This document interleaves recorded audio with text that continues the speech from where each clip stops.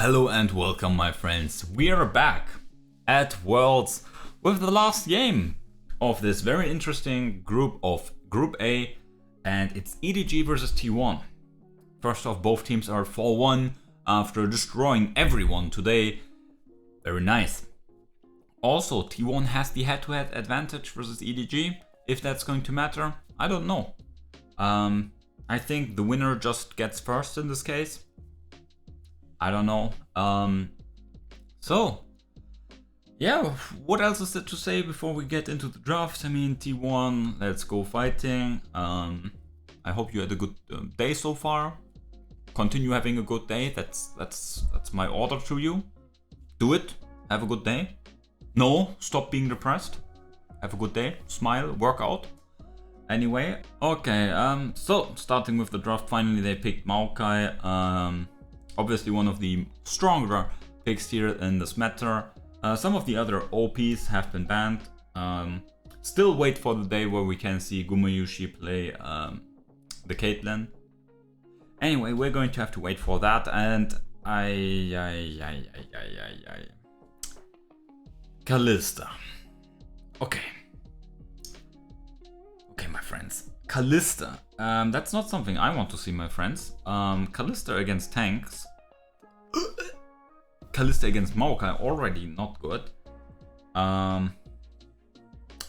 Yeah, it's just such a limiting champion. It's just, I mean, what the hell, man. Let's get some audio in, let's get some fan cheers, but So we get the Aphelios Thresh against the Kalista. It's already going to be quite tough. I mean, come on, man. Why are we picking Kalista B1? Is there nothing else B1 that we want to pick? Like, I mean, the Maokai is a flex pick. I get that that's an issue, but there's really nothing else. Like, yeah, oh, what are we? Like, come on, man. Is it red side again? Did our fucking brains implode? Is it all turning into shit and mush because we're on red side? What is this pick rotation? We picked our carries first, blind, and not only that, into what? First of all, fuck Viktor, man. Viktor already has been ass this entire tournament. I failed to check it, but I think Viktor is like 0.5% win rate or something.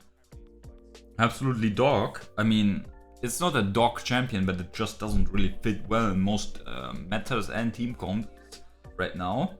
He's also getting punished by exactly champions like this trash, like this Maokai. What is Viktor supposed to do? Oh yeah, I'm just going up to them, and he's going to get hooked. He's going to get smashed, and he's going to absolutely get destroyed.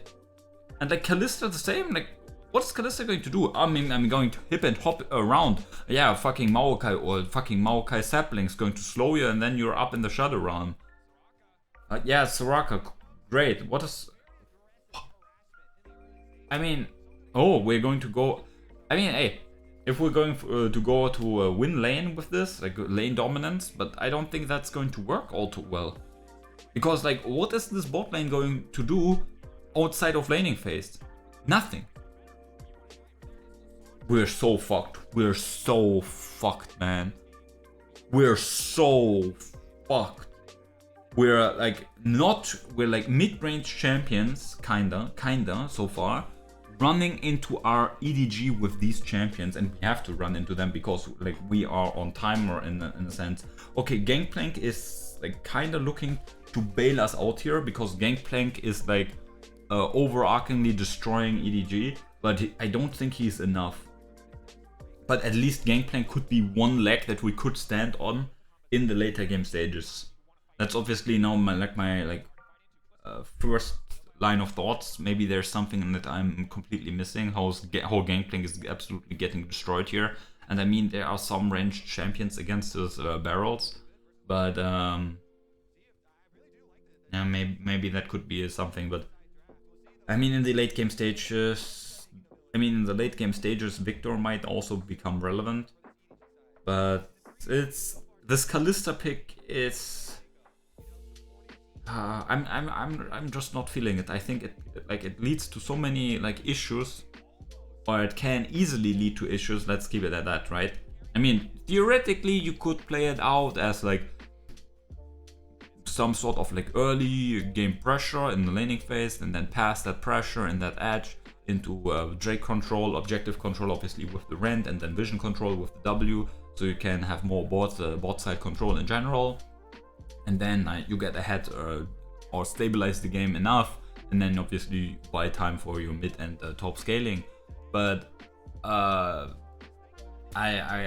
mean, obviously that can be done, but the thing is, like, it's not that EDG can do nothing, right? I mean, they have Scout and Mako on heavily on champions with lots of agency. Flandre, obviously, I mean, you don't want to leave the Gangplank and lane to farm, but I mean, like, what does it matter if Gangplank farms 2 waves if he double kills, triple kills my entire friends here?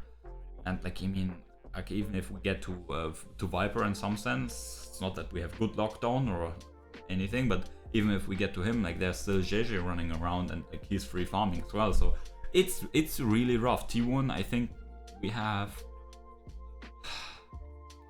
I mean, it's not ultra like by definition the way harder comps to play, but I would say to like the way this comp needs to be played out, especially into what EDG has, like, is relatively unique, and I think that makes it like more difficult in a sense. It's not that they have like a need to outplay or like need to play on certain lines and so on and so on, but it's just going to be tough. Let's keep it at that. And yeah, obviously we're all eyes open onto Faker, who's going to be absolutely booty blastered here. Like, we expect him to like die at least like 5 times here in this game. He's going to get ganked. Yeah, and wait for the 4-man mid in 5 minutes or something. I mean, bot lane is going well so far. Owner also, last game he didn't rotate bot and lost Gumayushi. No, Owner, don't go bot. Oh no, Owner again losing his bot lane the game. Oh no, JJ isn't there yet. Oh man. Owner, please don't int us again. I mean, we're memeing, but we're also not memeing, so I guess that's that. Mako now, I mean, he landed the hook, so that's cooldown refunded, don't forget that. I mean, they're not bronze 5 players, so that's not going to work. JJ pings that, so he knows. Obviously, they had vision on that. And yeah, so far, so fun. Maybe JJ can like go for a gank there, but T1 should absolutely know that he's there. Faker so far so good, but early laning phase against the Sandra should be relatively fine. Zeus has a ward there, so he should see JJ coming, but I don't think that's enough. But that's actually fine. But it's still big damage, he still has to back off, so it's not a direct kill, but it's an effective kill in a sense.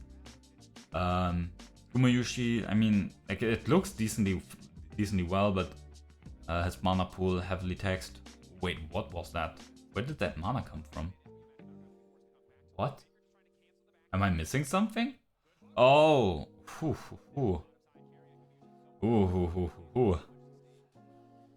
that could have been something, Carrier.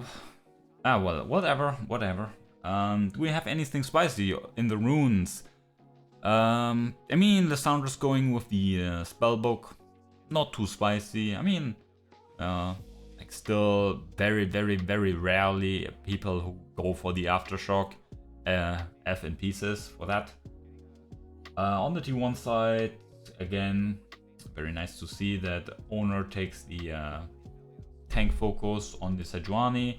Don't want to see phase rush Sejuani or whatever that bullshit was. Bot lane are also fine. Then the summoner spells, that's interesting. Nah, not really. I mean, ignite. I mean, you could say, oh, maybe Mako shouldn't take ignite. They're like exhaust. No. Who are you going to exhaust? You're not going to be exhausting Zeus before the barrels pop. mean, exhausting Faker later on. I mean, if you're in exhaust range, you're in flay range, so like just kill him. And don't forget that the Ignite obviously also like destroys the healing against Soraka, so that's something. But yeah, I don't know. Yeah, Flash has to come in, but yeah, just stay safe. I mean, and no need to do anything stupid. T1 doing a decent job here. As we expect, obviously EDG having the run over the map with yeah. I mean, I said it's going to be 5 minutes. In the end, it was like 7 minutes, but yeah.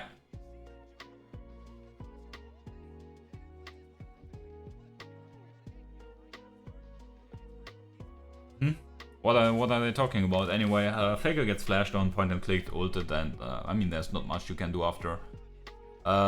Zeus has to...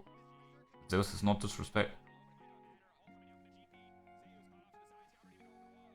Why are you flashing? You're respecting owner that much? Okay, I mean... Okay. I don't know why, but... Okay. Anyway, yeah, they trade flashes there, Flounder flashes for Zeus flash. Faker has some alone time in mid, so in the end I would say it's a net positive play for T1. Sure, that first blood is something, but again, we always expect that to happen. Like, in some form or another, Viktor is going to get absolutely hurt by this, and in the end it's tough because he flashed, right? That means he's like free food now. It's going to get attacked again, my friends, and again, and again. Anyway, let's go, owner. Take that red buff. Then he bails. Very good. Owner also comparable to like the week 1. It doesn't really matter which day, but compared to week 1, owner so far looks way better. Yeah, nice. Owner winning in farm, Faker like, doing relatively well. He's ahead in XP by like, a decent chunk, I would say maybe half a level. We'll have to see later. What is there? Is there anything interesting in the jungle? Nah, not really. Obviously, like GG is out farming, but I mean it's a fucking Graves. What? And bot lane, hey, small CS lead, but it's really small because remember there's silence field. I don't think the silence field connected, but anyway, it doesn't matter. We pick up a nice kill there for Faker. Trade objectives should be fine because, well, we're double winning, right? We're taking plates in mid, bot, and we're taking the Drake. Mwah. T1 making stonks plays. Cheers, mate.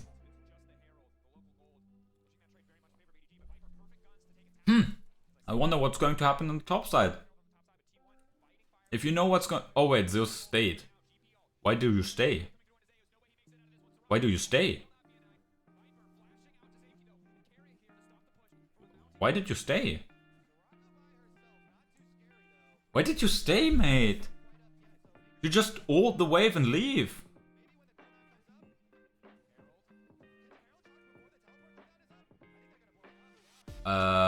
What was the plan here? First of all, Carrier, why aren't you looking to silence GG while channeling the Herald? To try to even cancel it? Why aren't you stopping this? What are you guys doing? Like complete brain IFK by T1 there. Like, what? First of all, Zeus, no need to die there. I mean, Carrier was on his way. Maybe he thought he could live, but okay, cringe. Like just ult the wave and leave. Yeah, sad. Sad. Could have forced the flash or the heal or both. Who cares? And then the Carrier could have like potentially cancelled the Herald or at least cancelled the second Rift Herald charge, right? It's like what? Anyway, Viper got some good food.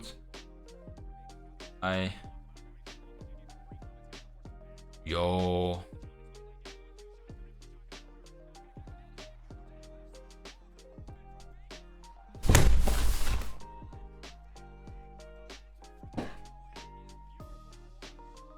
Bro, that just didn't happen.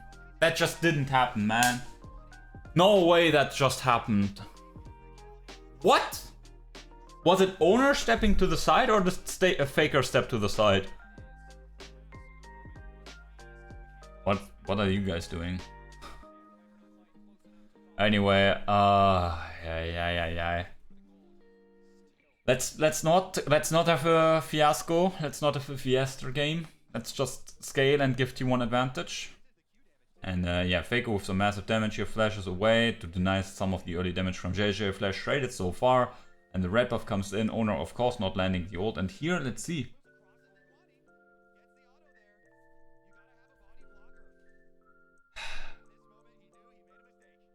Wait, what? Faker make the mistake? Who is it, Sejuani? Who is the body blocker? But what? Cringe, man. I mean, you could say, oh yeah, Faker didn't have to walk forward. Then who's going to kill the Graves? Sejuani? No. Faker has to, like, at least do something. Faker has to step forward. You could say, okay, we're not looking for the trade. Or, like, we're not looking for the kill onto Graves. And then both just go away. That would be a fair assessment, but like if T1's call is like let's kill Graves, then like owner has to be the body blocker, right? Like what? Like it's not that Faker stepped out of line and got auto attacked. It's like whatever. Let's go. Who's the best top laner? Let's go. It's Zeus. Let's go, man. Very nice. Faker again getting attacked, but again that's what we expect to happen 24/7. It is the hit mark, not only of playing Faker, right? You always have the target on your back, but also you're playing an immobile control mage that doesn't have flash. You are already dead. And I mean, props to Faker, only dying 2 times so far. Just ask any other fucking Viktor player who like dies 7 times each game, man. It's so cringe.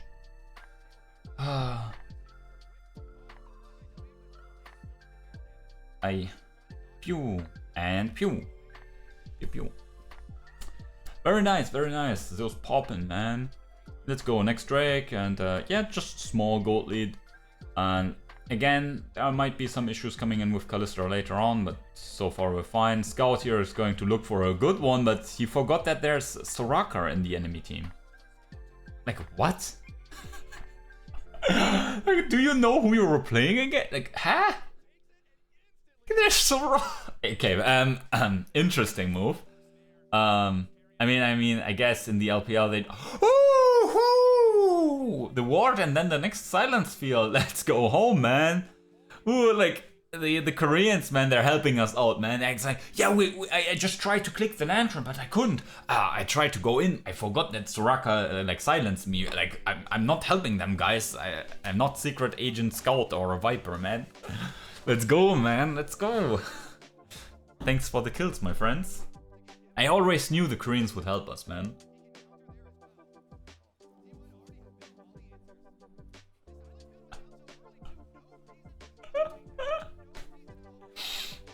Man, tell me you don't play against Soraka without telling me you don't play against Soraka. Silenced and then the wards come down. Oh my god, man. Like, how does that happen? but I guess, man, who knows. What's going on here? Like, owner has some fun with the Rift Herald. I mean, maybe he gets interrupted with his date there.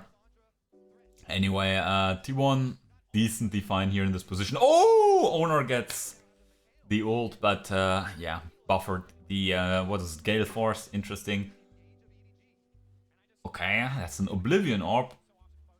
There's no Drake currently up and available for T1 to trade, and again, we all remember it's incredibly hard to run into this EDG lineup. But I mean, if EDG runs into T1, that's also not too great. I mean, Anyway, Zeus just doing an absolutely impeccable job. Oh, sad, man. Anyway, if you're auto-attacking the fucking keks, the melons, then you're getting the melon gun at your head. Let's go. Triple kill. Ace at 18 minutes, man. Take your herald and go back to China, man. I mean, they're already in quarters, but take that and go back to the second place, man. Let's go. T1. Woo. Very nicely played. And yes, running into EDG. Ooh, you're fucked, mate. You're fucked.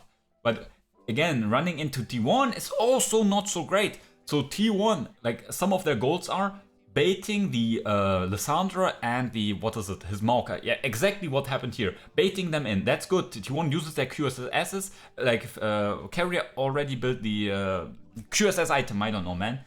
And in the meantime, on the different side there, here where Owner just is right now, Zeus was using his keks to prepare to split the fight further, right? Not only were T1 moving and baiting and luring these engagers that I just listed into the midst of things, Zeus with his barrels and the zoning tools that are associated with other members of T1 are also holding Viper, who is the crucial DPS source and like kinda JJ, holding them back from going all in and following up on the engage, which in this case was also like hampered by the flashes and QSS tools that T1 has acquired. So I mentioned it's not going to be easy for T1 to play these fights out correctly, and if EDG is doing everything right, it's going to be incredibly difficult, but they're actually managing to pull it off so far. So far. That's a nice ult, but Lantern is there. But T1, they're playing aggressive. Flandre nearly dead. JJ also nearly in the Shadow Realm. And Viper, oh my god, man. Is that a 20-minute Baron? And it is. Okay, 21 minutes. 21 minutes. And here we see the favorability from Riot Games, like how Riot Games is like China before an A, right? Remember when Cloud9 was 10k gold behind? They didn't get objective bounties. Here in this game, it's the exact opposite. And meanwhile, while I'm talking about this, they're again getting absolutely slaughtered, ripped apart. And I have to hold myself back. I still want to get my video out on YouTube and not going to be taken down immediately afterwards. But they're just destroying them so gruesomely. Like, imagine a blood sea or whatever, man.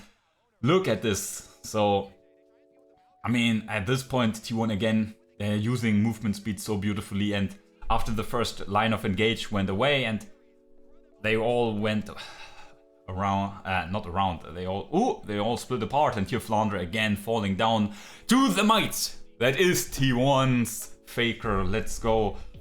So smart by T1. They played the fights out correctly. I mean, now they're actually massively ahead, and you know how it goes, right? If you actually think about it. Okay, Viper's again kind of trolling, man. What is this guy doing, man? If you're trolling, then that's going to diminish our success, man. People are going to say, oh, T1 just won because Viper was paid. Man, don't make it so obvious, man. JJ is going to get away, but yeah. T1 just massively, man. They're improving every game so far, you could say. I mean, the C9 game obviously didn't matter for fuck's sake, but that's a good game here. And like Faker, only 2 deaths with Viktor in this game. It's tough, man. That's a tough game and very nice adaptation. Like, also look at the items, man. I mean, maybe the Lich Bane is.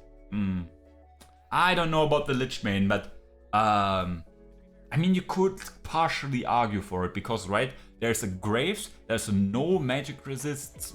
I mean, the Maoka is kind of. I would just want to cope, but like, there's Graves, there's a fucking Aphelios, and Aphelios, I say it again, an Aphelios, man. If anyone ever knows what magic resistance means, he knows that that's like in contrast to everything Aphelios stands for.